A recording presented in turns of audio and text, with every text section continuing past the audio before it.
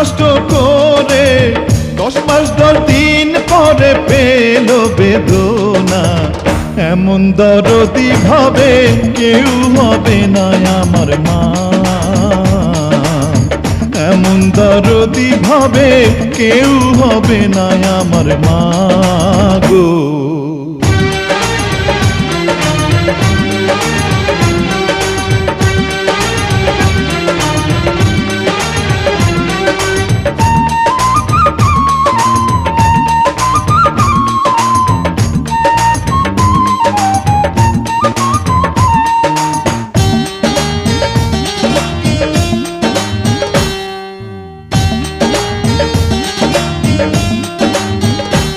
ওরে প্রসবের কি ব্যথা মা জানে সে কথা, মরিয়াও যেন মায়ের মরণ হইল না।